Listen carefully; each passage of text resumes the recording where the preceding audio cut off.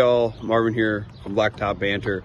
Really quick, just wanted to talk about the 800 Pavement Network. As you can see, we have some lettering there, lettering on our other truck over there, lettering on this truck here. They all say 1-800-Blacktop. We've been using the 1-800-Blacktop number here for the last couple of years. It's really been exceptional for us as far as making things click with our branding, and now that we're in another state, those area codes are together. It's worked out fantastically for us. The other thing is that 800 Pavement Network has other advantages. There's group discounts on a lot of the products and materials that we use within our industry. We're part of over 300 different, see that one? Over 300 different contractors that are now using these numbers all over the country. That's combined over $2 billion in gross profits. So if you've been thinking about it or you're curious about it and you're like, well, oh, should I or shouldn't I? DM me, message me, or reach out to 800 Pavement Network. You can find them online through their website. You can call 1-800-Pavement and you'll get them as well. They'd be happy to run you through kind of the advantages and everything else that we've been taking advantage of here at Wiscote and Dubuque Asphalt Maintenance, and how it can benefit you as well. Once again, if you're curious about it at all, you can always DM me. So yeah, 1-800-Blacktop. You can DM me or message me or email me through the podcast or Wiscote or wherever as well. I would love to talk to you about how it has helped us.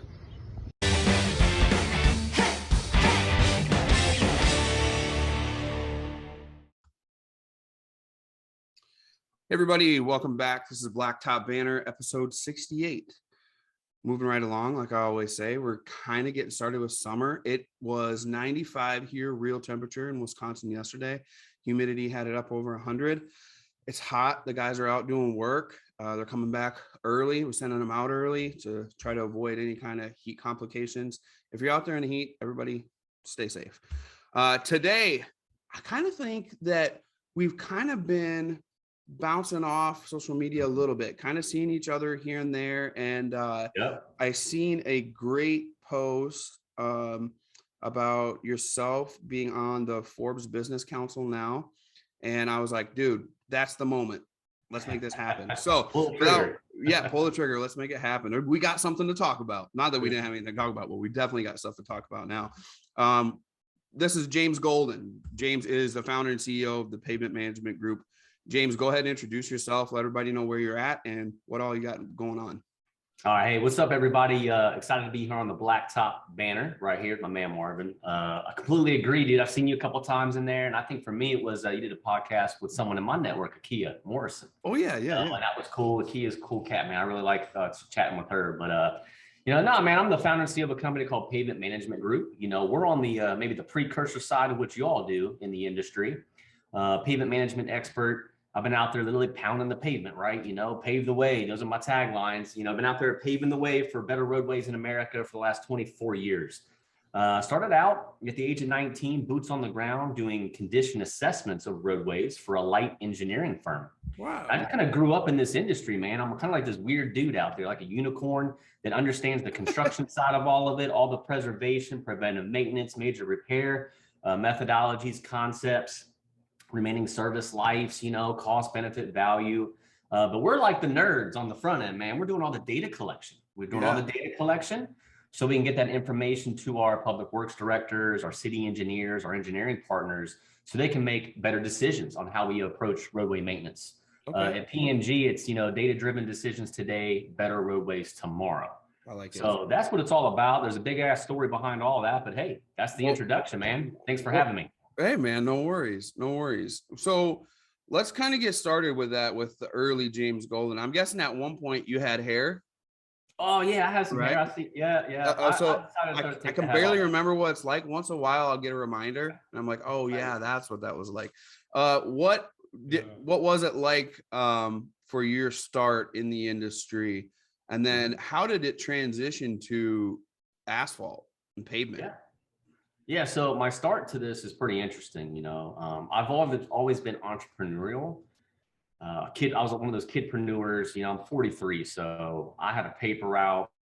I'll tell you something funny. Can you believe that back in the late 80s and 90s, big ass 8-figure news media outlets, like for me, I'm in the Ohio market, the Columbus Dispatch was trusting 12-year-olds to collect, sell, distribute, shit like that. Like I have 12-year-old kids. Yes, you can't do any of that, you know? But no, yeah, I've always been entrepreneurial. You know, I learned a lot about systems and processes. At the end of the day, I was a kid growing up in the 80s and 90s with marketing. You know, Michael Jordan, Bo Jackson were some of my big time idols. And, you know, as a kid growing up in a, you know, kind of like low and middle class, you know, suburbia, if you will, suburb out of Columbus, Ohio called Reynoldsburg. I saw my kids show, you know, my friends, excuse me, showing up with the Jordans. You know, that was new to the marketplace being a kid, right? You know, $100 price points and shoes was never existed for the most part. You know, baseball cards, football cards, all these cool things in pop culture, you know, sports. Nintendo, you know, was coming out. Game Boy, all this stuff, man. And I was the kid that was like, damn, I was on the outside looking in, right? I was the kid in 6th, 7th grade, like, hey, Marvin, can I try on the Jordans today? And you're like, nah, James, I don't want to wear your Ocean Pacific, bro. We're good. You're British Knights. You know, so the bottom line was I had to create a way for myself to generate some money. Sure. You know, so I just kind of got smart. I went to work, hard work. My parents taught me the value of earning $1, all that. So that's my background on all that. You know, fast forward all the way to age, you know, 18, coming out of high school. I didn't really know what I wanted to do. I did not have a career path. Okay. I was a kid that was into girls and playing baseball on my varsity team, trying to win state. That's it. Didn't care about anything else. I was a C student at best. And that's probably because my coach did a good job back in the day, kind of getting me nudged along for the grades, you know, to be eligible. What position did you play? What position did you play? I played left field for the better part of high school. You know, no big deal. No glory day talk here. Just that's kind of what it was. You know, I enjoyed it, had fun with it. Good. It was fun to be on a winning team, you know, at a high level for a couple of years. The 2 years prior to me on varsity, my freshman sophomore year, they won state, you know, which was really cool to be part of. So that was that, man. I came out of high school. I think our last baseball game and graduation was all within the same weekend. Okay. Basically, you know, which was tough. So the bottom line was I didn't really have a plan. We were chopping up a little bit earlier before we started the podcast. I'm kind of in uncharted territory in my family tree, you know, as well. Entrepreneurship, business ownership, college, none of that was ever even, you know, a thought for me. Coming up. But the bottom line was I actually had here's the story, you know, a couple weeks out of high school, I had a friend that was 2 years ahead of me in high school, stopped by the house randomly. And we lived out in the country, man. Okay. So he came out of his way to get there. He came out of his way. There was no cell phones back in 96, man. I mean, and if there was, I didn't have them, you know, the big yeah. So I figured that, you know, worst case scenario, he'd see my mom or my dad or something, right? But no, I was home and just asked him what he'd been up to the last couple of years. He said, man, I went to a trade school, a tech school, and I got an associate's degree in drafting design. I'm like, oh, okay, well, what is that all about? He's like, well, actually, I'll show you, man. I have my portfolio in the trunk because I'm going home to my parents, So he brings out this big briefcase looking thing that holds these huge sheets of drawings. Okay. And I'm just fascinated, man. Gears and mechanical drafting, like gears and parts and 3D renderings, all hand drawn. Wow. I like to draw. I'm like, dude, this is awesome, man. He's like, yeah. He's like, Central Ohio Technical College down the street from you has a program. And I was like, Mom, we got to go check it out. So I did. So that's kind of how I got into college. No ACT, no SAT, took some placement tests, didn't do very well, but just made it happen. So, you know, so I took that path. And, you know, to this day, I'm very active with Central Ohio Technical College. I believe in the trades. I believe in there's a path and a route for everybody. Yes. Yeah. You know, but that's what got me going. You know what I mean? So with that 2-year degree, you know, you have your community that's out there watching what you all do and your connections. So a connection from the baseball days, I actually helped coach Little League as a senior in high school. Okay. He was a coach in the Little League system. He said, hey, you're at Central Ohio Technical College, right? I said, yeah. Matter of fact, I'm interning at the Ohio Department of Transportation. Now I was just doing grunt work. Let's not get excited about this. $7.50 an hour, James, go scan these drawings, whatever. Yeah. But that's where people start looking. They see your action. They see what you're up to. And he said, hey, I got a friend of mine that needs a summer position. He's doing this thing called pavement management. It's a startup for him. He's a consultant. He's an engineer. He needs help. I'm gonna give him your name. I said, do it. See what this guy's all about. Yep. Now, between the two of us, I won't get on too much into the personal side, unless y'all want me to, but I was having a kid coming out of high school at age 19 too. Okay. So you had some motivation. I had some motivation, man. Sure. My 24-year-old son, he'll be 25 in like 3 months. He actually works right over there. He's my project manager. He's been at my company 7 years, which is pretty cool. That's pretty cool. Yep. Very cool. We talk about that a lot, about generational businesses here in the asphalt industry and how that's mainly the standard, right?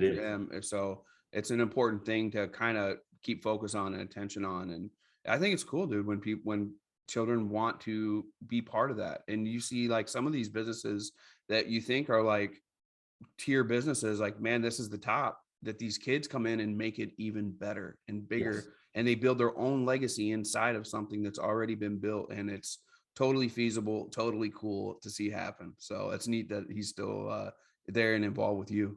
Yeah, he's the type of dude, man. I can see him. He's a high level operator. He just needs to come up a little bit, get him into project management, grow his wings a little bit. He's doing amazing. So it's exciting, like to your point. Yeah. But so there was some motivation behind that, right? So, my now ex-wife, his mom, and I've got 3 kids with her. Okay. They're currently 12, 21, and 24. Okay. So the bottom line was there was motivation for both of us, right? We wanted to get our own house, and get kind of moving. Generations are a little bit different these days, and and I'm a parent, so my kids are staying in my household a little bit longer. That. It's just kind of is what it is, but. The whole point was that was the motivation. So I took a meeting with this guy to Tim Hortons, and he was explaining this stuff like, you're going to measure road distresses and document it, and we're going to take that information and help build capital plans, on his side of the house for cities and counties. And I'm like, well, that shit sounds cool, man. Well, what do I got to do? He's like, you're going to work out of your car and out of your house. So like remote working, when that was not a thing in 1999. So I took the job. He was going to give me $4 more an hour. So I'm in. Yeah, I'm in. The job and just said, hey, man, let me learn. So that's how that whole thing started. From an asphalt perspective in our neck of the woods, I think you said you're in Wisconsin, correct? Yeah, Wisconsin. Yep. Yeah, and I'm in Ohio. And our the Midwest, like 95% of all roadways are asphalt based. Yes. So took a strong direction and discipline and understanding how asphalt deteriorates over time based against different things, climate, obviously, traffic, functional class, all these different things, man. I've got a great post on LinkedIn right now of a client that took a road that was failed, put 2 inches of asphalt on top of it, and was praying to God it was going to, and it's like, here we are 2 years later, and it's right back to where it was. I was going to say, that doesn't work, man. No, we've seen we have that here with people do it with driveways, and I try to explain reflective cracking like before they even do it, and they're like, well, but the guy said it's going to look brand new. And I'm like, and it will. It is for a minute, but you're going to have me back here filling the same cracks on an upper layer of what we've just done. I'm like, so it's completely up to you. Yeah. Most of the time I'm like, don't even bother with anything. Take that thing out. Let's get some new base in here. Redo everything how we need to from the ground up again. But keep going. I'm sorry I cut you off there, but I mean, you're not cutting me off. They think it's the cure around here, and it's totally not. Well, and I'll add some value to that, because I'd love to get into the residential market myself, because there's it's not that it's untapped.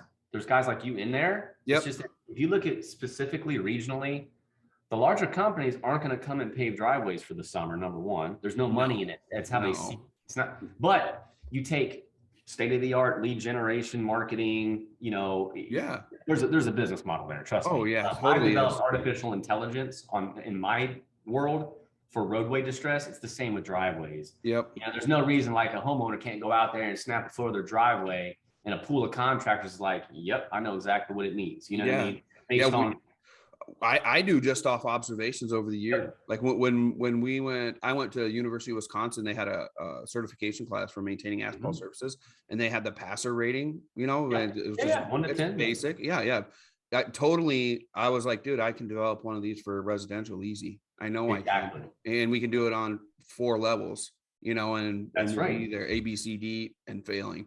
And like, there's it's totally there. You see it, you just observe it over time. And after a while, you start to, I guess, kind of maybe theorize what's going on underneath the pavement. And you're almost right every single time, and after a while, you're like, this is a legit way to diagnose what's going on with pavement. And now you see it on roadways. Obviously you can do it on residentials too. It's just a different beast is all. Yeah, it's a different beast. You have to take a look at there's a lot of stuff behind that. Oh yeah, dude. You hit the nail on the head. Like, you can take the science doesn't lie. No. Roadways, driveways, parking lots, the air runways, it doesn't matter if it's an asphalt or a concrete surface. Asphalt's supposed to be flexible, not really that. Pretty brittle for a while. Right? For a while it is. Concrete or rigid surfaces, you take a look at the two, you just do the work, man. So what we can do, and maybe you and I are the guys to do it, right? Like, I got a great idea on how to kind of help solve that problem for the residential market. And my biggest gripe is my wife and I'll be watching HGTV and it's like, oh, I bought the house for $36K, put $100K in it, it's worth $7 zillion. Yeah. Right. And I'm like, okay, first of all, that math never works for me. But the bottom line is, I'll look at it, I'm like, you can fucking fix, excuse my language. No, you're good. Driveway. No, yeah. They didn't touch the driveway. No, and they don't take it into account. So like when James shows up on your property that you're now telling me is worth a lot of money, I'm like, you didn't fix the driveway. I'm moving on. No shit. Because it's like, and I know you see this in your industry, sometimes the driveways are like the afterthought, right? It's like, oh yeah. Driveway. We'll put some black seal coat on. We get calls all the time for that. We need curb appeal. Can you just seal it? I'm like, yeah, we can. Yeah, we can. That ain't gonna help your overall value of anybody that knows anything. But I think that they go off of that. Whoever's going to buy it, they don't really take it into account. But with asphalt being what it is now, a smart buyer would be like, how much is this going to cost me to get this replaced? Because it's damn close. Dude, you're spot on, because like if you take a look at the roof, your HVAC system, like they go through all that. Home inspectors go through all that stuff, but not the driveway. I know the driveway, pound for pound, dollar for dollar, right? It's going to compete in a lot of cases. It'll compete price wise for replacement on that roof. Oh, absolutely. Right, 10K, 15K, and this is asphalt, let alone concrete. I mean, I just built a house during the pandemic. That was fun. That was smart. We got it done though. And then, so right now it's a gravel drive. I want to let it settle. It's like, hey, my wife, like, when are we going to pave the driveway or do whatever? I'm like, in a year. She's like, oh, gravel. I'm like, as long as we can. Like, you got to let it settle. And, so now the conversation comes up. It's like, well, what's this? I'm like, concrete, baby. You're looking at like 30K on this thing. Yep. I mean, asphalt, we can probably do it for half. Yep. But at the same time, we got to take care of it, So as knowing the knowledge base, I'm over here like, well, concrete, if you do it right, you can kind of set it and forget it, but you're going to pay for it. Oh yeah. The asphalt side, as soon as, and your listeners know all this, as soon as you go to the asphalt side, you've got to protect it, take care of it. Yep. To get the best bang for your buck. The other thing I always take into account is that, here in Wisconsin anyways, you get charged for the concrete on your tax assessment because it's considered a permanent structure, and asphalt isn't, because it's there you go. Pavement. That's awesome. So you're thinking, well, dude, all I'm going to do, I'm going to have to seal coat it every few years. It's like, but yeah, you're also going to be paying taxes by the square foot on that concrete when you get reassessed. If you get reassessed, I'm sure some people like fluff it or whatever, but more than likely, if you're building a beautiful home, they're going to come look at it. You know what I mean? So yeah, that's another thing to take into account. And how awesome is it though, that like for you, as an entrepreneur, business owner, you're actually adding that value to the consumer, because most consumers aren't thinking along those lines. Yeah. They're just like, give me the concrete, pour it, 8 inches thick, let's go. Yeah. And I love that, because you're able to come in and say, you know what, sure, you can do that, but consider this, you're gonna be paying taxes on that every 3-4 years through a reassessment through the county, I'm assuming, right? Yeah. On that structure. And I just did a video. I only did it for the seal coating side, but I always get asked, we get tons of messages here at the podcast. And I get private messages and everything. And it's always, hey, how do you price out for seal coating and crack sealing? And I always, I kind of shied away from describing why, because it's so much more than just, we're putting sealer on the blacktop, we're putting crack filler into cracks. The extra value that you bring as a contractor, you can charge for that. And people don't really understand that. They think that we're all bidding to make blacktop black and seal cracks. And it's like, no, you guys aren't even on my level or close to it. because we're bringing so much more to the table than just the service itself. And Dude, that's, I love that knowledge is really what separates us, I think, from everybody else around. Dude, I just got a call today. I gave a proposal to a city for a turnkey pavement management, data collection, all the whole 9 yards. Yep. And the guy called me back. He's like, man, I really want to work with you, but I was kind of shocked at the price. I said, sure. What's your concern? What are you looking at? Well, I talked to this other company over here, and I said, okay, you don't have to tell me, but if you tell me who the company was, I can kind of explain our differentiators, because you don't see those things in proposals. Yep, absolutely. For the most part. I mean, they're there, but they're not. Yep. They just look at price. Cities are driven by price, right? Absolutely. And he's looking at that. He's like, well, they're going to do the data collection and give me a map of my roadway distresses and that. And I said, okay. And, what's your council going to do with that? Yep. Oh, well, I guess we're just going to be able to identify, where things are and kind of where it's at. I said, okay. Do they ever ask you questions like, well, how are we best spending that $1 million a year on the roadways? Oh, yeah. Every budget season, I got to go up there and explain it. I said, okay, well, what's your answer? Well, I know we need more money, but, to really measure that, I said, look at my proposal, man. That's what we're going to do for you. We're going to do everything that individual did, but I'm going to come into your council chambers. Yep. I'm going to tell them they can ask all the specific questions. Well, what if we add another $500,000 to the what's going to happen? Are you going to increase 5 points, 3 points, 7 points, whatever the numbers are, So he starts going through. He's like, wow, yeah, I got to talk to the mayor on this. I said, yeah, because for what we do, I'm like, pavement management, we should be adding value to, your overall processes, not just giving you data. Like that's who cares? Yeah. Who cares? Anybody can just go through and do an assessment like that PACER rating you mentioned, or our PCI processes. It doesn't matter. It's like, well, what are we doing with the data? Yeah, we do the same thing, like on the residential side or private side, I would say. I very often they ask for estimates, clients will, and whether it's for a large church or for a school district or for an HOA or whatever, they just want the price so they can compare it between 3 of them and they can decide on one. And sometimes it's not even for comparison. They already know who they want, but regulation, they got to get 3 of them, right? And I will actually shout out to a guy in my industry, Stephen Brainy, is just a genius on some of this stuff. He was like, Marvin, tell him you got the bid prepared, tell them everything's ready to go. You'll see them at their board meeting night where you'll present it. Because as if not, he's like, they're just going to throw it out there and say, Marvin, I gave this price. It's too high. We're done. He's like, don't even give it a shot. If they won't let you present, just go on to the next one. Luckily we're in a place where I'm not like, please, I need this job. But there were times where like that. But yeah, same concept, right? Where they're just looking at the number. They don't understand that there's so much more coming behind that number. I think that, like you were saying, you gotta, while you have those moments to explain it, make it happen. Don't just hand them a piece of paper and walk away. Oh man. And dude, it's awesome that you're doing that, because that's what it takes, and I call this becoming the attractive character in your niche. Yeah. I am the attractive character in data collection, pavement management. Yeah. And it is what it is, and it didn't start out. I just started out building a network and adding value to that network. I want to help. Yeah. And then you can learn how to smartly monetize yourself through those processes, But that's a great one. I do the same thing with this gentleman. I did the same thing. I said, when's your next council meeting? Can you get me on the agenda? I'll come and actually explain my proposal and explain the process, just to add value to them. So if you end up going with me or someone else, at least they understand what questions they should be asking. Right. Boom. Rock solid. James, that sounds like a great plan. It's the second Tuesday of every month. We'll get you on the Zoom. Okay, cool. So you get the idea, man. It's the same business. It's the same idea. But so many contractors or engineers in my world, they don't do that. Yeah. They're not willing to do that. They don't understand the value of spending just a little bit more time educating, because then, if it comes down to price, it comes down to price. At least that council and that city, that mayor, that public works director knows what questions to ask or manage their expectations with whoever they pick. Yeah.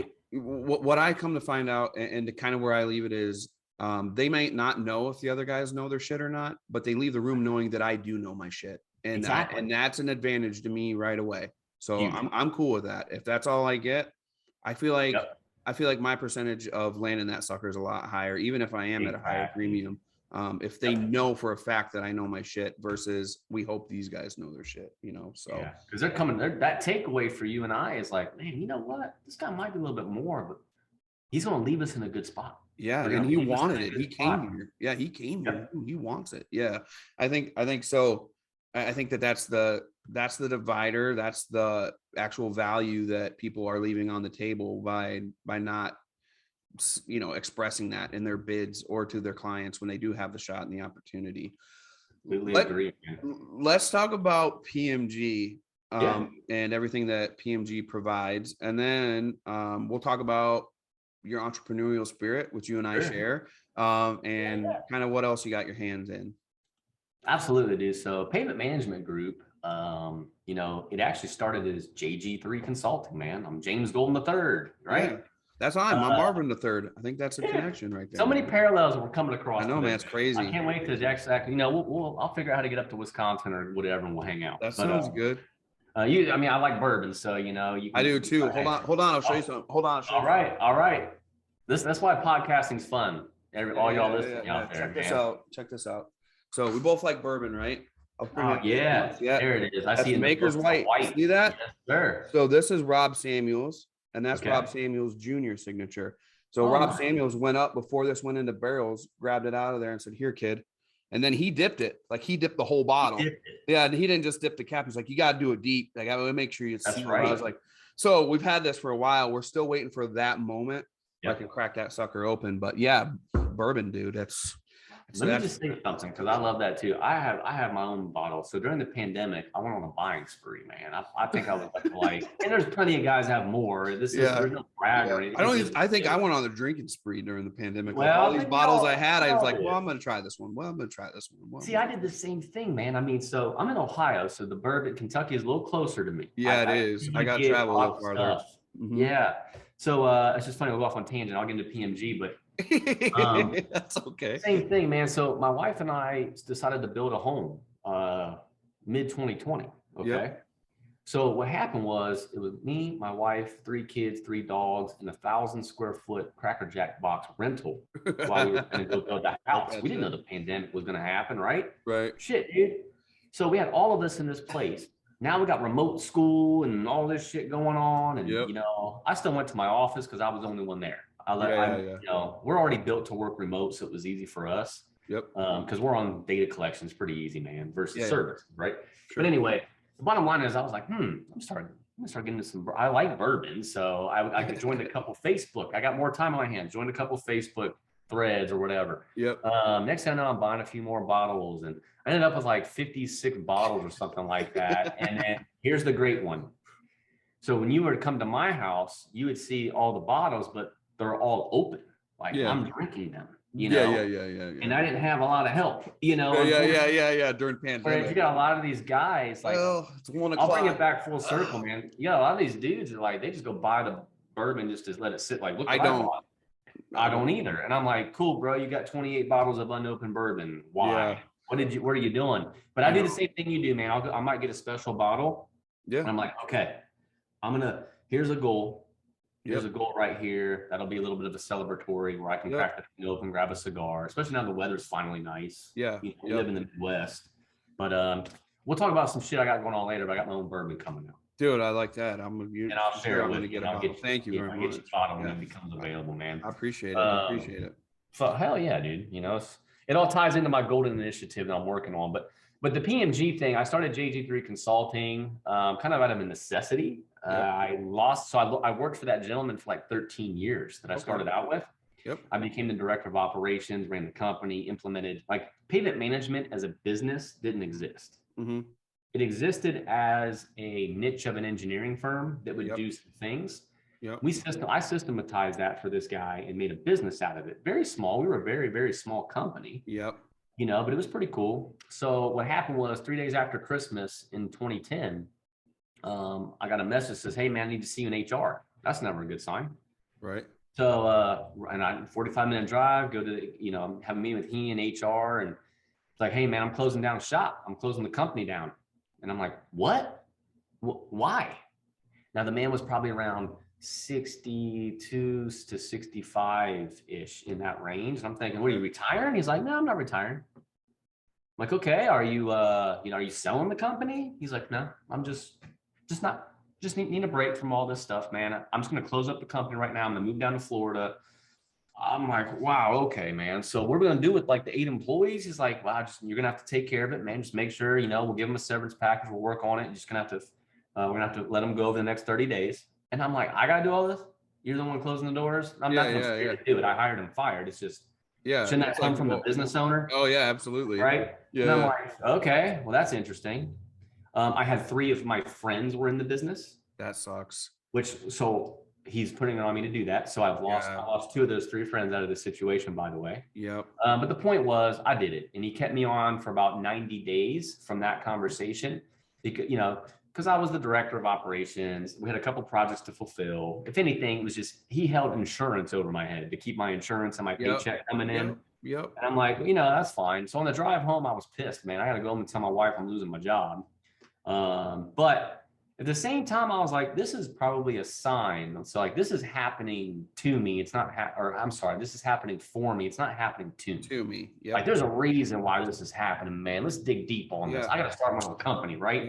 Yep. So there you go. So JG3 Consulting was kind of born in March of 2011. Yeah. That's not an awareness, James. That's not an awareness a lot of people have. No. You know that, right? You're right. Yeah. It's an awareness that not a lot of people have. As soon as that kind of stuff happens, the woe is me happens. And guys not only just take a sip out of this thing, they start taking the whole damn thing. And they're just like, this happened. It's an excuse for them to go down a path that probably wasn't the one they were meant for. They were meant to turn the corner like you did, right? And like a few of my friends have. But that's an awareness that not a lot of people have. So kudos to you for being aware of that, I think, at that moment, at that time, because you did all right since then. You did all right. Yeah, I'm doing okay. I still haven't made it yet. No, I'm never gonna make it, I don't think. So after that happened, you decided you're gonna start your own company. I did. I wrestled with the guy a little bit. So this guy went from a father figure and mentor to an adversary within 90 days, because the reality came out of the woodwork outside of the HR meeting. And what it was a phone call to me a couple of days after that saying, hey, I want my son and you to run the company. I've talked to my son. I'd like you two to run the company. I'm like, oh, that's pretty cool. His son did construction work along the lines of maybe not what you all do, but you get the idea. He did construction work in the industry. Yep. I'm like, okay, that's pretty cool. His son's 10 years older than me. I like the guy. I met him a few times. Yep. I'm like, that's cool, man. What does this look like? He's like, I don't know. Talk to my son, set up a meeting. So I did that week. Son says, great, man, 50-50. 50-50. We'll do the consulting company right here. I'll handle the insurance. I'll handle the business operation side of it. You can be client facing. I'm like, dude, that's awesome, man. So we're going to take your company and then this and be 50-50 in it. He's like, no, this is my company. This is our company. And I said, well, why wouldn't we put the two together? Because you have all my skill sets. We can go market to the same people, right? Now we're doing data collection, making recommendations, and we're fulfilling and grow it that way. This is my idea. He's like, no, absolutely not. This is my company on the side over here. I built this. This would be ours. I said, okay, then in that case, what the hell are you going to do here? Yeah. And he just looked at me. And I said, I'll put a $20 bill down. Thanks for lunch, my man. Have a good day. Walked out of there. Because I thought maybe this made sense, right? Bring it all together, 50-50. I turned him down, obviously. And so what happened was that didn't match his father and his expectation. They thought I was going to come right along. Oh, yeah. And then so the dad had called me on my way home, actually, and just said, hey, I heard you kind of turn this down. I think you should reconsider it. I mean, he was probably in his mind looking out for me. Yeah, maybe in his I said, Joe, I don't understand. I don't understand this, man. Like, why would I do 50-50 partnership with your son when I got to go do all the work? He doesn't even know how to do a condition assessment. Right. So that was that. I said, nope, I'm just going to start my own company. And he said, I thought you might say that. He said, so I've already been in talks with a couple larger engineering firms, and they said they'd like to buy out all the data and all the rights to our client databases and everything. And they want to make sure that your non-compete goes right along with it. I said, interesting. So you're trying to limit my ability to make money. I said, that's fine. You do what you need to do. I'm gonna do what I need to do. He's like, Jim, he called me Jim. He's like, man, I respect the hell out of you. I don't want to have to do this. I got to do the same. I don't want to have to slap an injunction on what you're trying to do. I'm like, you do what you need to do, man. You do it. So I went and got myself an employment intern. And we had that conversation back and forth. This was at age, 31 or something like that, man. So it's like, shit, man, I'm getting into it. And I haven't even started the company yet. Yeah, becoming an adult, like I'm an adult huge man. Adult. Yeah. So the bottom line was this. It's like, look, there is a risk here. Like, you can go start your company. He could do all that, right? He's like, it sounds like this guy's just trying to get whatever he can. Yep. He's like, why don't you just propose him an offer? And I said, what kind of offer, man? I'm pissed off at this guy. Yeah. He's like, just make him an offer for the rights to be your professional engineer, right? A little bit of an incentive. You're going to acquire, you be the acquirer. You acquire the rights to the data and all that. And then you can leverage that to start the company. I'm like, well, I guess that's smart. Yeah. So I pitched the guy. I'm like, Joe, instead of going on back and forth and all this shit, I'm just going to make you one offer and that's it. And we'll go from there. I'll give you $1,000 a month for 20 months. That's all I had, 20 grand. Give you $1,000 a month for 20 months.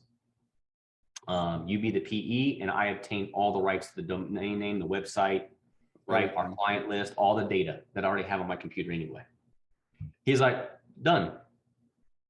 So that was that. It.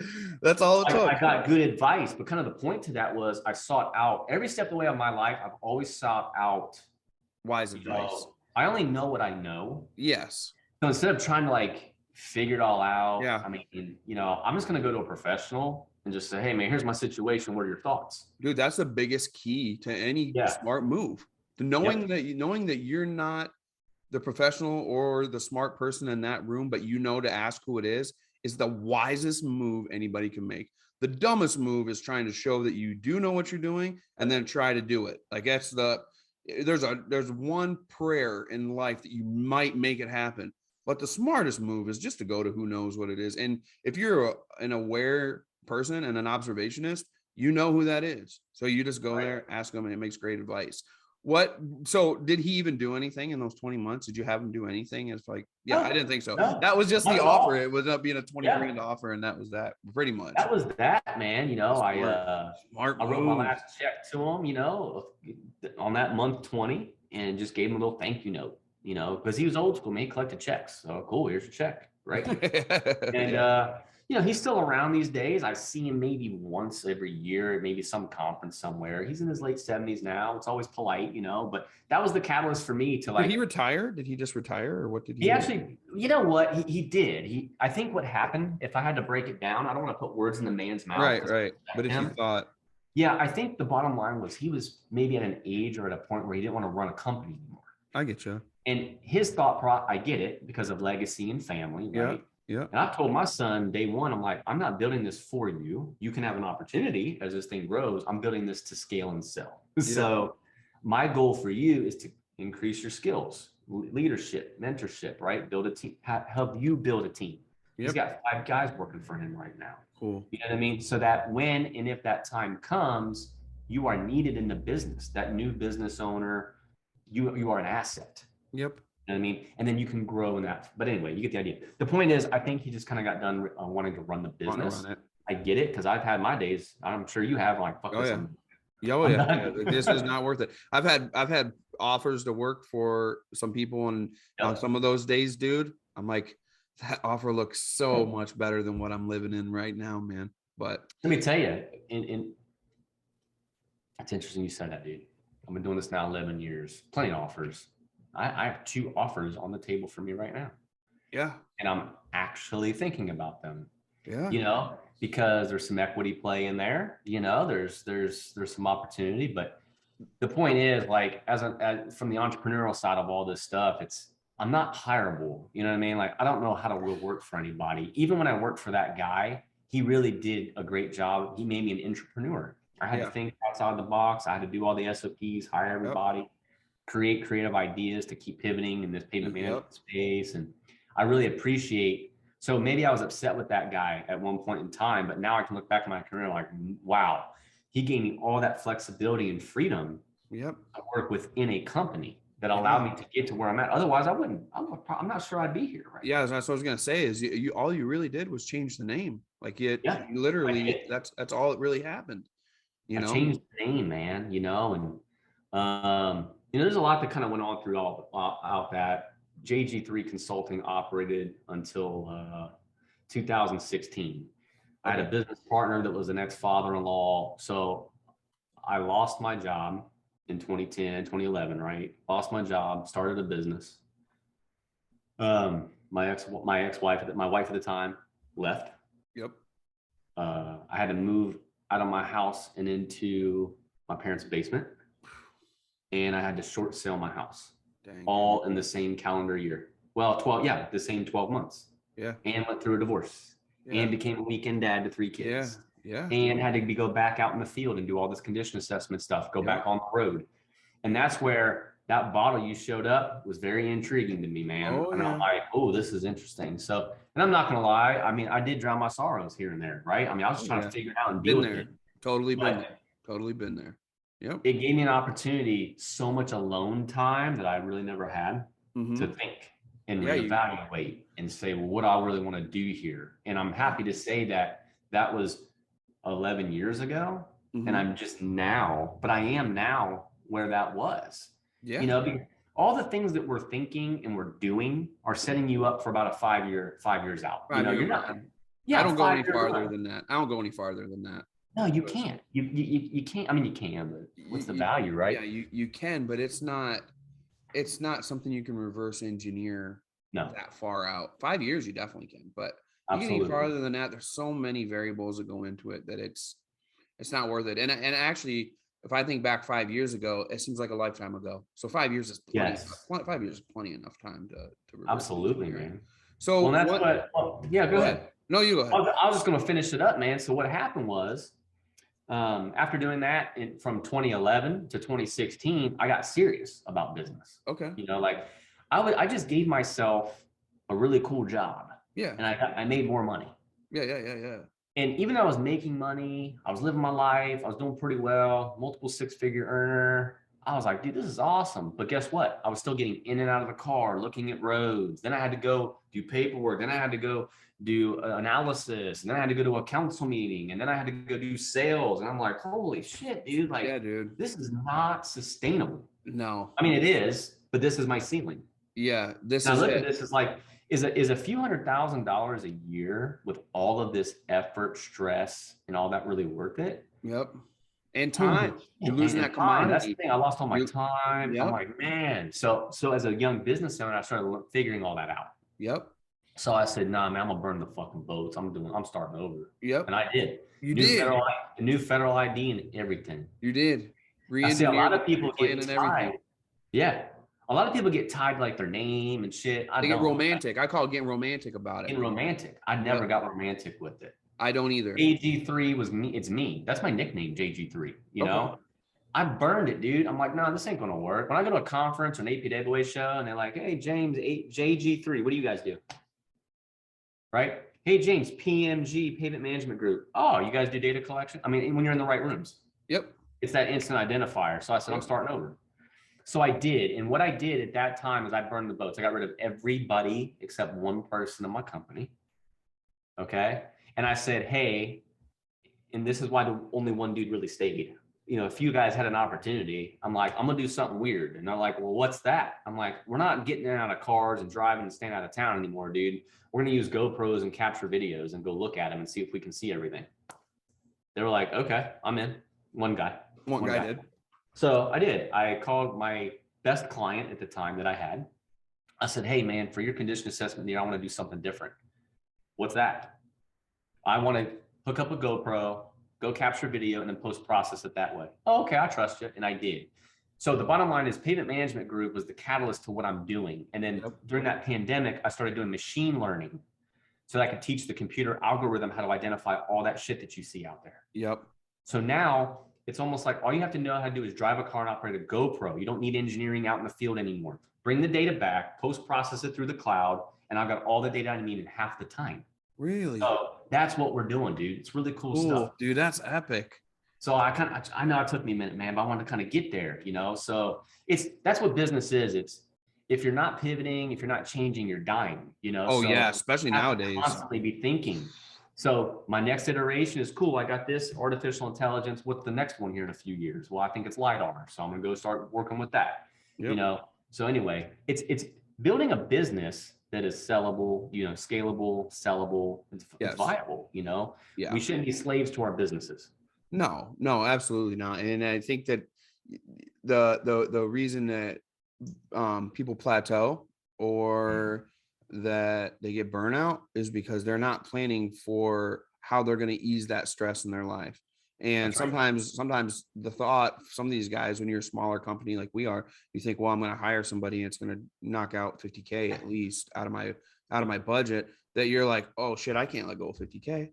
And then you don't realize that when you let go of 50K, you'll probably make 100K in that place because you're free to be able to go ahead and get more clients, win more, improve all your efficiency, everything. So I think there's a fear there because there's not very many people that talk about it, right? And I think that it just takes, like you said, you are able to talk to people that have been down that road. Mentorship is a huge thing, and to me, it's probably the most important thing in growing an entrepreneur. And whether you're growing yourself or you know that you're mentoring somebody, is that fact that you can just even show that, because I'm never going to quit learning. I know that, you know, that guy that's that I shoot for, he's 65 and he still is curious and learns, right? So I know that that's just a character trait of a good, successful entrepreneur. And speaking of entrepreneur, let's talk about some other stuff you're involved in, man. Yeah, dude. So this stuff's going really well. More lately, I've been getting into some marketing tactics. Not tactic, I hate that word, but marketing plays, if you will, for my specific industry. So trying to help others in the construction side of all this, you know, be more valuable to their marketplace, you know, how to sell from a position of value, givers gain. Stop going to everybody's LinkedIn DM box saying, hi, I'm James, I sell paving. I hate Are that, you interested? dude. Like, it doesn't work. It doesn't work. You know, I've been doing some reporting, specific type of reporting based on our data that I found how valuable our data is in other verticals. That's which cool. is pretty cool, right? Yeah, that's cool. Data is cool, right? Like, oh, well, what if we do this with the data? Yeah. You know, what if I give the construction company access to my streaming videos, right? Yeah. And now they can qualify things without having to jump in the truck and drive around. Value. Right? It's got value. So we're doing all that stuff. And at the same time, I just started Golden Ventures, so LLC, and that's going to be my holding company for all the shit that I do. So again, I'm thinking 5 years out, right? Thinking 5 years out. What do I want to do? I want Golden Ventures to pay my paycheck, right? You know what I mean? Holding company. I really love to start getting into investing in other entrepreneurs that are driven. Yeah.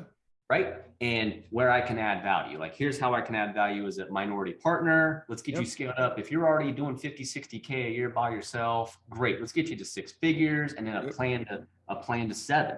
Yeah. And at that point, you know, maybe you need to go to a different business owner, or maybe in 10 years, I can help people go above and beyond that, but not today. Right. You know? Let's give you the blueprint, right? And then let me get a little bit of equity on that, because I'm going to help get you there. And if I don't, you know, that's part of it. I'm going to be that guy that says, hey, I'm not locking you in here. Yeah, it's just, if I don't get you there and you're doing the work, get rid of me out of the business. No questions asked. Fire me. Fire me. Yeah, I would. Yeah, that's the advice. That's the advice that you would give to somebody. Like, dude, if I'm not doing what you need me to do, you should fire me, because you should definitely be doing that in your business as well. It's only good. It's only good advice. I say that to my clients. It's like, hey, if the day I quit adding value to your process, the day you should get rid of me and go find somebody else. It's my job to add value. In business world, it should be the same. Yeah. I've gone through 2 different business partnerships, man. One was horrible. I had to go buy this guy out. It took 18 months in my JG3 business initially. Yeah. And the bottom line was there was no operating agreement, right? Expectations weren't managed. Everyone's excited day one when you start a business. You and I, we're going to start a business. Marvin, let's do it, man. You're going to be the president. It's a great idea. I'm in. Great idea, sell itself. Dude. This is going to sell itself. Sell itself. Next thing you know, it's 12 months later, I'm writing distribution checks, and you're like, or whatever. And you're like, you're writing them to James, like, this fucking guy didn't do anything. Why am I giving him $100,000? Yeah. And here I am at 2 o'clock in the morning in Cleveland. Yep. Like, dude. On the work. Man. Yeah. Get it done. So the point is, like, that's the way this should be done. If you know what, if we're not adding value as a minority business partner, there should be a mechanism to say, hey, man, you're out. Yeah. Versus going through some big old valuation, determine the equity split, dragging it out. Paying it out. I've done that twice and it sucked, you know. So anyway, But that's that part of it. Golden Consulting is live and functional. My podcast is,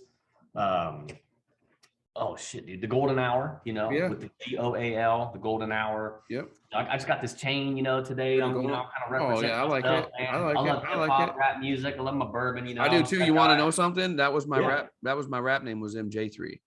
Oh, hell yeah. Yeah. Awesome. Back in the day. Yeah, I could freestyle rap, man. I'm pretty good. I'm not gonna hear some of this stuff. I'm not gonna lie, dude. I'm pretty good at it. Like some people have really heard some shit and it's pretty good. I can't wait to hear it, man. Let me tell you, like, I cannot rap. Yeah. Who you like? Like Drake? I'm not gonna lie, dude. I love Drake. Yeah, I do too, dude. I actually love Drake. I think I get a lot of blowback there. That's the early stuff. But no, I also like Kanye West, but dude, it's really getting really hard to. So that's my son, man. My son loves Kanye, and he and I. It is funny. He loves Kobe. I love Jordan. He loves Kanye. I love Tupac. Right? Yeah. I'll tell you who my favorite right now of all time so far is. It's Nipsey Hussle. The poor guy. Yeah, dude. He didn't even get close to tapping into it. More. I will tell you this, you love personal development stuff. Nip's got some, I forget who the title is right now. There's an audio book someone did, or a full-blown book on of Nip. all his quotes and all of his stuff. No, it's like a full-blown story. Oh, really? He told it? It's like I don't know. I'm not that smart, dude. Autobiography, biography. Yeah. One where like someone else is telling their story. Yeah, that's a biography. There you go. Yeah. So someone else, I forget I just started it last week. Yeah. But it's really cool, man. And you get to see this entire story. They do a great job of putting his lyrics into the book. And I would recommend it to anybody that likes hip hop. Yeah. But entrepreneurship is a huge theme. Nipsey Hussle was an entrepreneur, man. Yeah. You know what I mean? And it was, anyway, I'll go on a topic, rant about I was just going to say the Kanye one that's on Netflix, Genius. Oh, so good. It's the same thing. So good. And you watch him ascend and believe, and it's the reaffirmation of his mom making him believe that he's the greatest there ever was. And he doesn't take no for an answer. Like that's, he just is like, I just have to show you guys I'm the best. I know I am.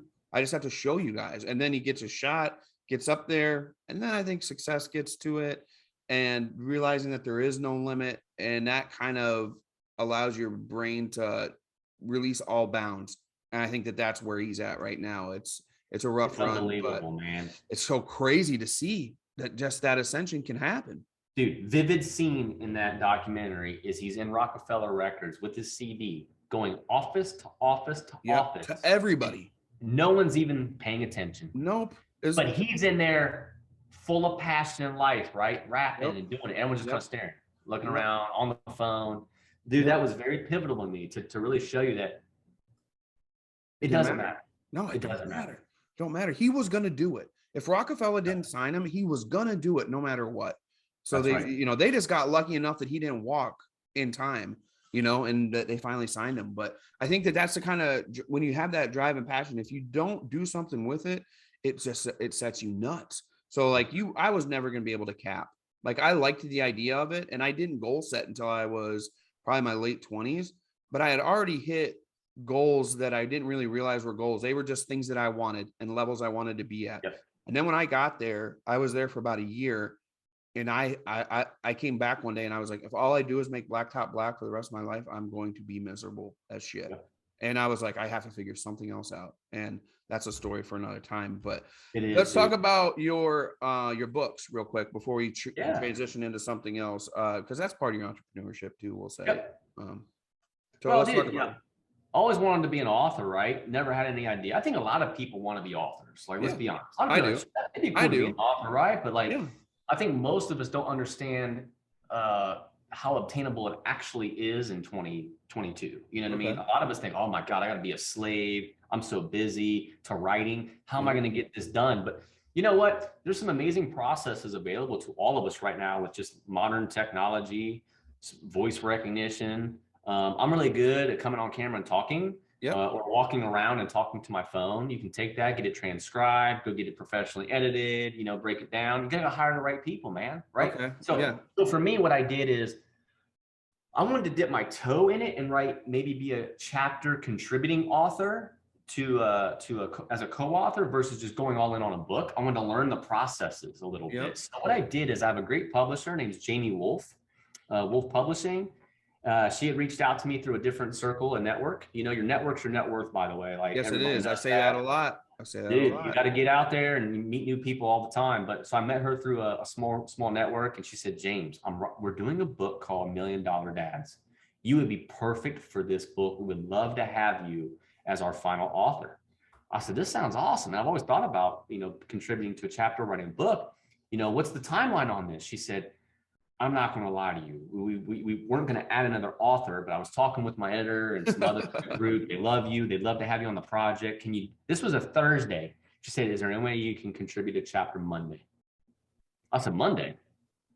Like this Monday? She's like, yeah, we will give you this, not the script. We will give you the prompts, like the questions. We're going to ask you some questions. Just go through on camera, answer all the questions. We'll transcribe it. We'll do all that work, and then we'll give it to you as a proof, and you can edit it. But I need it done by Monday. I'm like, shit, man, fuck it. You know, I love deadlines. Let's go. Went home that night at dinner. I told my wife, I'm like, hey, I'm going to be writing a book. So I'm going to the office Saturday, just knock it out. She's like, you're doing what? So I did that, man. I came into the office Saturday, went through her prompts, you know, went through it, told my story, did all the work there. And then they took that and, you know, kind of became the genesis of my chapter. Now it's in a written format that you can mold and work with. Right? Yeah. So got it done. So $1 Million Dads came out in 2020 during the pandemic. It was pretty cool, very successful. That's cool. We went #1 in many categories on Amazon. The most notable, I saw the screenshot somewhere, is we actually beat Jeff Bezos as an Amazon bestseller. That's cool. In the category on Amazon. He was #2. That's Amazon. A fun story. That is a cool story. So most recently, she expanded her storyline is called $1 Million Story. That's like her brand. So Jamie's we went all in. Jamie's, yeah. Okay, Jamie. okay. $1 Million Story. Y'all can look her up. Reach out to her. She's awesome. She's got a great platform. She's got a new book venture right now out. It's going to be, I'll just be honest with you. So everyone's listening and says, oh, I want to try that. Maybe, reach out to Jamie, but this is going to be a very expensive price tag because we just went through it. We're talking Wall Street bestseller, USA Today bestseller, Amazon bestseller. Honestly, isn't that hard anymore. You know, it's you just do the work. So we went next level. And if anyone follows me, you saw me out there in New York City on the red carpet concept, man. Took the wife out there. I had 3 dudes from my network contribute to that book called $1 Million Identity. And basically it's all about, like, we all have $1 million identities within us. We just don't realize it. We put limits on ourselves, right? It doesn't matter if you're in Blacktop. It doesn't matter if you're in data collection. It doesn't matter what you're in, man. You got a story there. You got to do the work. So that was a lot of fun. I got to meet, I think it was like 19 different authors on that one. We had an amazing dinner, drinks, hung out, New York City, the whole thing, dude. So that was a lot of fun. So we just crushed that one. And now I've got a great outline set up for Good to Golden. That's what I'm talking about. You know, paving the way to success. Ooh, I like it. I'm working on words right there. So I'm trying to wrap up like the golden side of this goal setting, but at the same time, like all those great analogies within the roadway industry, potholes, dead ends, roadblocks, how to overcome these things. And so that will be my first solo project. And I need to kick myself in the ass and get back. I have outlines done. I got to go do the work, man. So man, I'm going to say you don't got very much going on. You should not much. It's fun. The other side of that too is we just started. We're going to be launching, and I'll just throw it out there to the universe because I believe in that. We're launching the gold mine. I'm saying I believe in just putting stuff out to the universe. Oh yeah, absolutely. So this is brand new for anybody. Only the guy running this with me even knows exclusive. About Exclusive. This is an exclusive, man. We got a group coming out called the Gold Mine. Yeah. Gold Mine. The Gold Mine. You know, so GOALD Mine. The Gold Mine is a networking group for business owners. You know, so we want to level up your business side of all this. But what I've learned, going through divorce, having a wife, blended family, you know, being a husband, being a father, having employees, like relationships are key, man. So what I've learned is most of us, we crush business for the most part. The problems that we have in our businesses all stem from our damn personal life and shit going on. So we want to build strong marriages. We want to build strong connections in the family and have that kind of transcend. So that's what the gold mine is going to be all about, man. So let's stay connected and see it coming out here with a buddy of mine, actually. Pretty good price point too, man. Say $600-700 a month. Come in, weekly calls. We'll have events. We'll start building this whole thing up, man. We'll bring key speakers to come in and say, hey, we're going to talk about marketing today, right? Yep. So great, give you a little bit of a marketing play. And at the same time, they can talk about how that transcended into their business and into their relationships and just leveling up everybody, you know, from a full perspective. So that's what we're up to. Badass. Well, let's talk about what kind of caught my attention here lately, and that's the Forbes Business Council. Like that's a pretty crazy thing. Tell us about that. Wow. So, you know, I'm involved with a great network called Apex. And within Apex, there's a few levels. There's a basic level of just a network, being a part of a network and connecting. Then you have an entrepreneur program for those starting businesses, maybe a team of 0 or a team of 1 to maybe 3 or 4. You can come in and learn kind of the systems and processes needed to work towards becoming a CEO, where kind of we're at, right? Yeah. And, you know, Ryan Stewman runs that group. I met him a while back, loved what he was up to. So became a part of all 3 of those. I've just worked my way up through them, man. Built my business up all through that. And Ryan has always been a contributor to Forbes Business Council. Okay. And in our executives groups, he kind of made a mention and was kind of outlining the process with that. And I said, what the hell, man, I'm going to go apply for this. You know, I'm going to go apply. That'd be kind of cool. Let me go do that and add value to the Forbes market. Yeah. You know, a lot of people do shit for the wrong reason, by the way, right? Yeah, they just do. pay for shit and go do stuff and go, look at me. And yep. You know, I didn't do that. Yeah, I'm going to announce. Yeah, of course I'm going to announce the fact that I made that. Like, I'm excited about that. I'm proud. I'm excited about it, dude. Right? You know, I'm proud of that. Anything asphalt industry world to be transcending over into another realm, I'm like, I'm in. Exactly. And that's how I looked at it. Like, nothing against all the amazing CEOs that are part of that. There's not many roadway guys, engineering type people in there, right? Exactly. So let me come in this thing. Let me go add some value. Yeah. So, you know, so you go through an application process, you know, they vet you, you get a Zoom call, you go through the process and they go check all your platforms and your profiles. They got to make sure you are who you are. Yes, sir. At the end of the day, like, it's not that it's difficult or that it's easy. It just is what it is. Anybody can apply for this thing, but they are looking for certain markers. Oh, absolutely. You know, so you can research what those markers are. And if you believe in yourself and say, hey, I think I'm a good fit here, I can add value to it, you can go through the process. It's pretty decent price point to be a part of this type of thing. But again, what I like about it is they have to go out and vet these individuals. So you're getting a good, strong pool of individuals, diversity. But that's how I came to really understand that was an opportunity. Was through my Apex network. I got you. Yeah, it's pretty cool, man. And there's a lot of, like, even our guests and people that we're part of in our network here at Blacktop Banter, like they're not directly in our industry, but things transcend. Asphalt touches everybody. Pavement touches everybody at some point. So when we got like the slap fight world champion, you know, where they slap him across the head and you got to knock him out. That guy was a line striper. We had no clue until we just like you and I, we had that pre-meeting kind of like before the podcast. And he's like, dude, I do line striping. I know all about this stuff. I'm like, amazing. You got to be kidding me. And then we just had Ben Rhodes, NASCAR Truck Series champion on. That guy his family owns an asphalt maintenance company in Louisville. And it's just like, you got to be shitting me. So all these people that are thinking, well, we can't be part of this because it's not in this box. Chances are the box has a lot of holes in it, man. And people are getting in, going everywhere. So for me, whenever I see somebody that's in my industry doing something outside of the industry and representing us, I'm like, I'm in. Whatever we can do to help support, I'm in. So to see you do it is like pretty epic for me because, like you said, there's not a lot of people been there from our industry before. So it's all right to be the first spear on the front of that thing, you know, on the tip of the spear. I'm cool with that.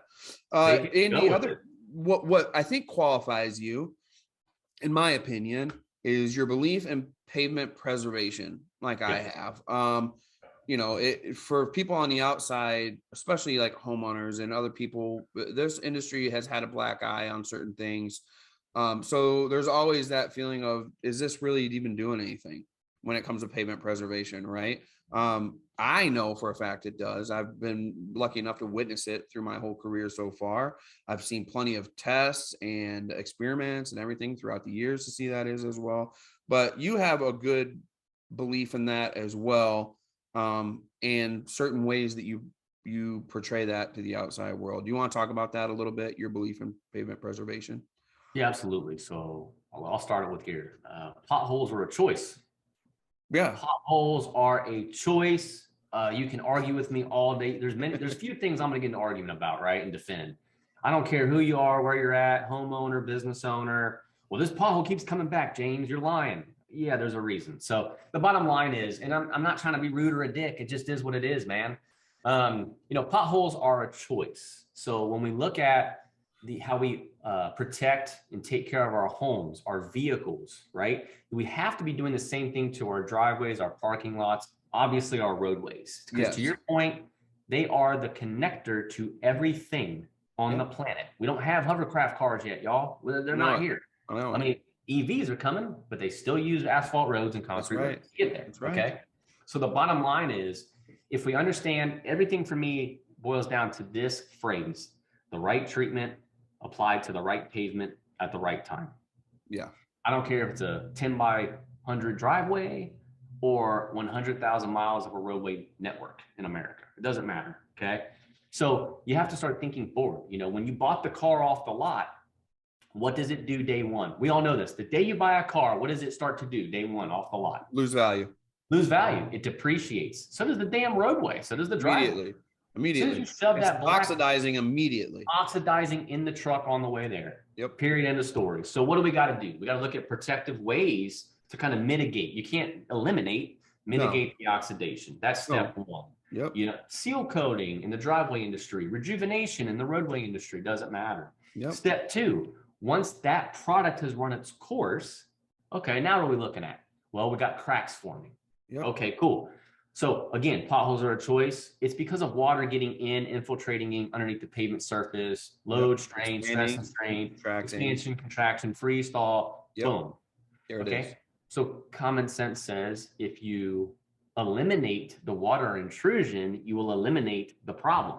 And I'm right. I've got hundreds of thousands of data points to suggest it. Maybe it's a humble brag, whatever. But that's the point, man. So it's like, okay, so now what can we do?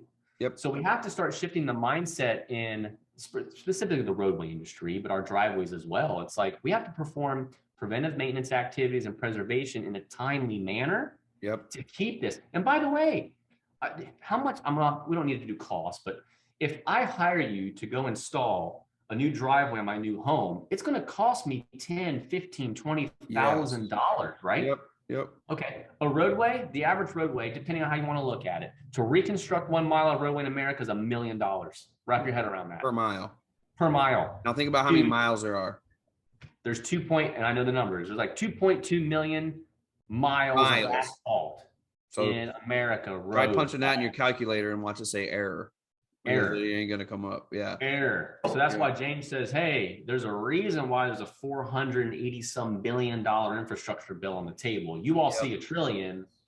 Go read it. It's only 400 billion is going to come to it. I say only. Come to the roads. Come to the roads. And guess what? They're not coming to your neighborhood. No, they're going to federal projects. Yes. State projects. They're not going to see it. So it leaves the cities with a void. And the void is I've got all these residential roads. I've got limited funding. What do?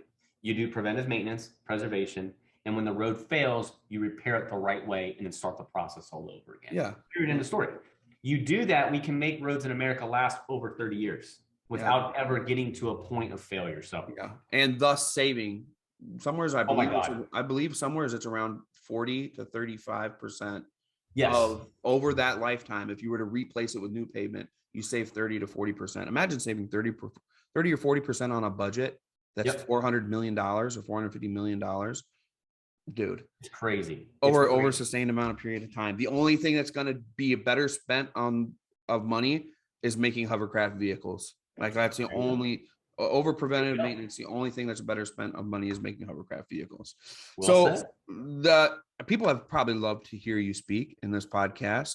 You do your own podcast. You want to shout that out real quick? Yeah, so that podcast, like I hit a little bit of a pause button on that because here at Pavement Management Group, man, shit is rocking and rolling, dude. I did that. I hit a hiatus pause button. I mean, we'll be launching all this stuff, but the golden hour is live and available. It is on all your platforms. You can check it out. I believe there are 2 episodes on there right now. They are amazing episodes, 2 high performers on there. I can guarantee you will not be disappointed in the content. Yeah, that's the concept, man. It's me bringing on powerhouses in their industries, whatever they are. Yep. And just for 1 hour, it's a power hour, man. It's the golden hour, right? Yeah. I'm going to play off the last name, all of that, and just have a great conversation like you and I are doing now, you know, under that format, and just add value to that market. Think about how, like, let's flash back like 15 years ago. What would it have taken to get in the room for an hour with some of those people? Like, it would have taken a lot, man. Like, it would have taken a lot of connections, a lot of money, a lot of time, a lot of effort. Now you can go listen to a podcast with a powerhouse in that industry, and within an hour, they're going to give you some information that will probably help you succeed in life. Now, you can do that through many podcasts for many hours for as long as you want to do it. There's no, to me, this is probably going to get caught on some people's ears and they're probably going to get pissed, but there's no excuse to not succeed nowadays if you want to succeed. There's no excuse. There absolutely isn't. We live in a land of great opportunity, and there's plenty of information and opportunity to find out what you need in order to succeed. So let's talk about that real quick. I want you to have a chance to give one really, really good piece of advice to anybody that's listening. Well, so I have my own little phrase. It's my own tagline, and I give it to my kids. It's ingrained in their brains, whether they love it or hate it. I don't know. I'm imagining that they're all going to be in their 30s with a spouse and a kid, and then in a career or their own company. And I'm like, damn, Dad, you were right. Yep. It's real simple, man. It's dream big, work hard, become legendary. So you have to be thinking all the time of what's next. It drives my wife nuts. I'm like, man, we fucking did this, right? Yeah. But I put all this stuff out there into the universe because it allows me to be creative, number one. It also allows me to realize that there are no limiting beliefs in my world, dude. I believe I can do whatever I want, you know, within reason. Yeah. I can accomplish, like I am truly that person that believes I can accomplish whatever I set my mind to. It's cliche. It's said over and over again. We were little kids, our parents, our teachers told us, but guess what else they did?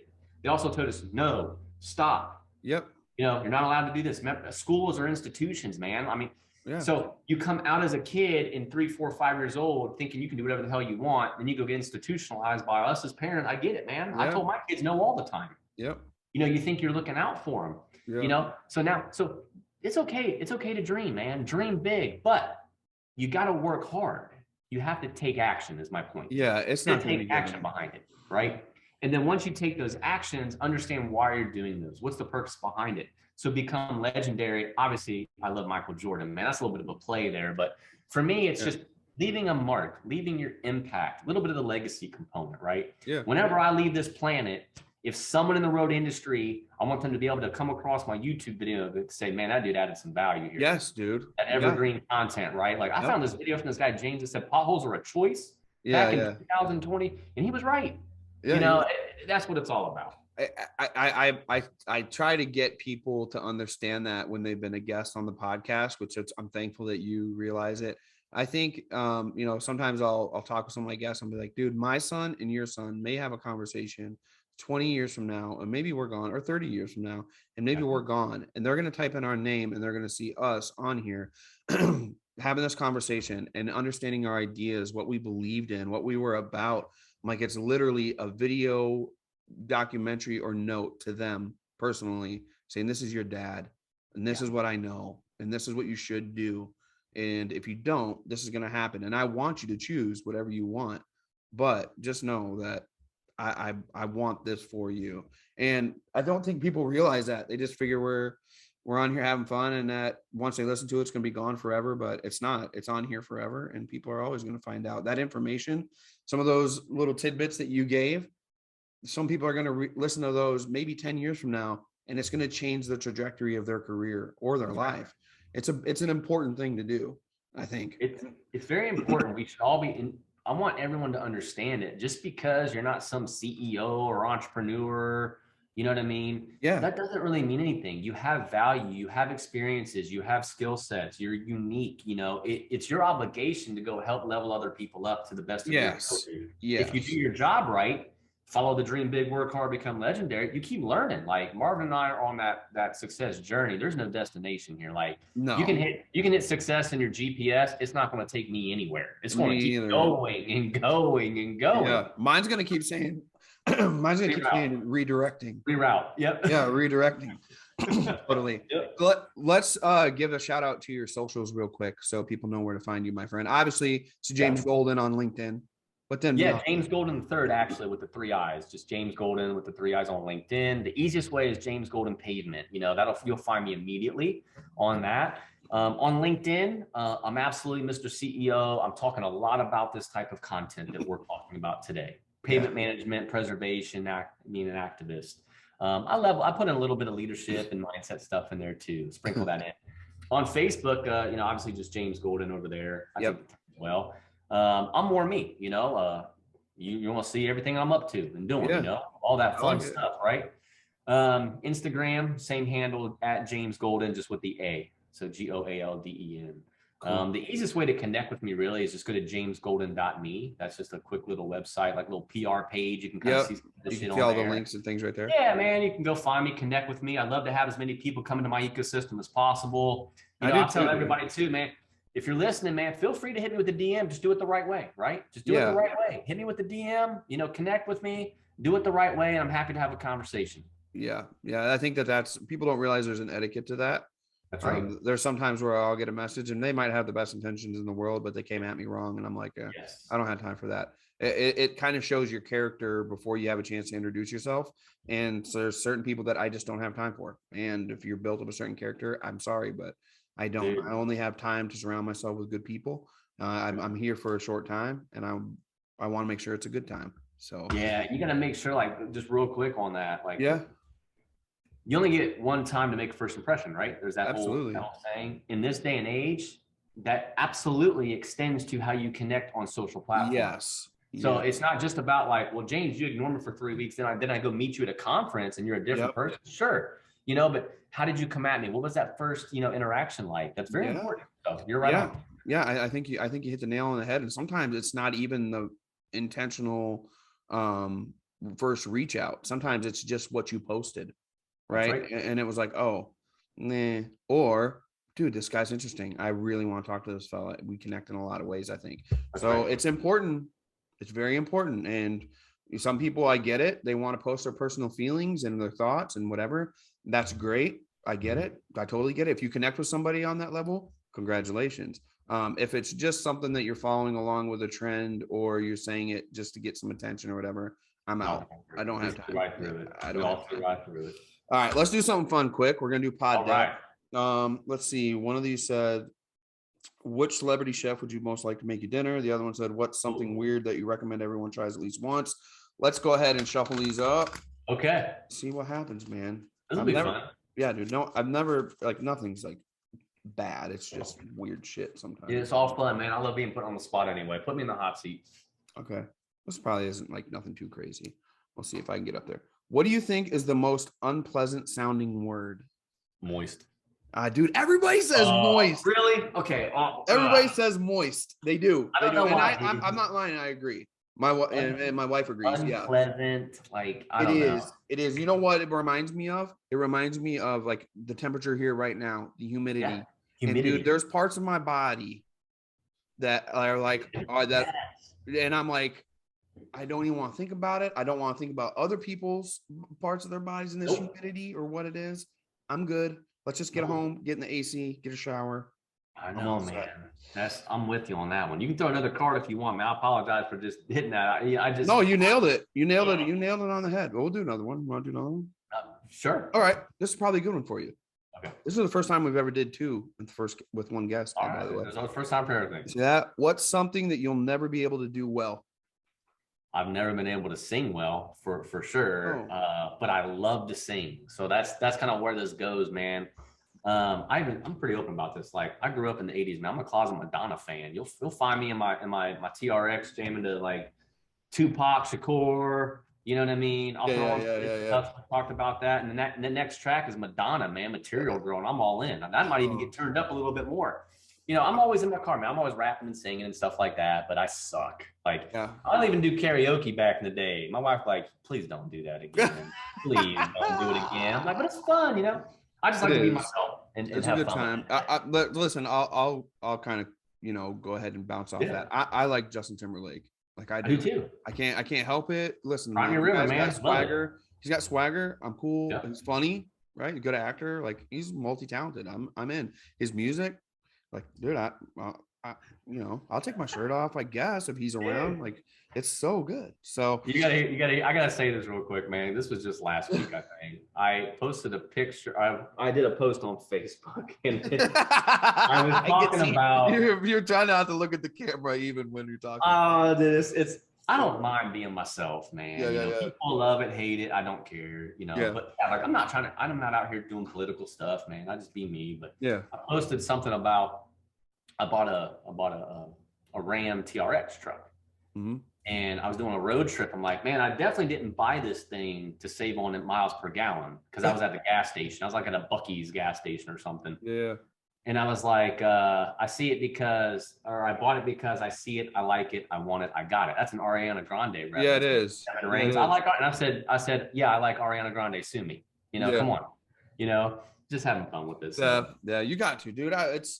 And just like with anything else, how we're talking about asphalt industry blending with all kinds of industries, music is blending and getting closer and closer. Yep. We're all eventually going to be one color, right? Yep. And then we're all eventually going to be listening to probably one track of music, pop or hits, or today's hits is going to be a really wide track with variations of everything, right? So we're all going to get there at some point. We're a lot more alike than we are apart. That's the one thing I always try to point out to everybody is that we're all a lot more alike than we are different. And to point out the differences really make no sense because in time they're going to be gone anyways. So we're wasting time doing that. So I believe in that. All righty. Well, that's it for James and I. James, thank you very much for joining us, my friend. It was a great conversation, great insight, a nice long one, which I'm sure people are going to like on parking lots and roadways this summer. For James and myself, this is Blacktop Banter, episode 68. And here at Blacktop Banter, we speak asphalt. But when you're out and about, we also want you to seal it, pave it, stripe it, and kill it. Peace. See y'all.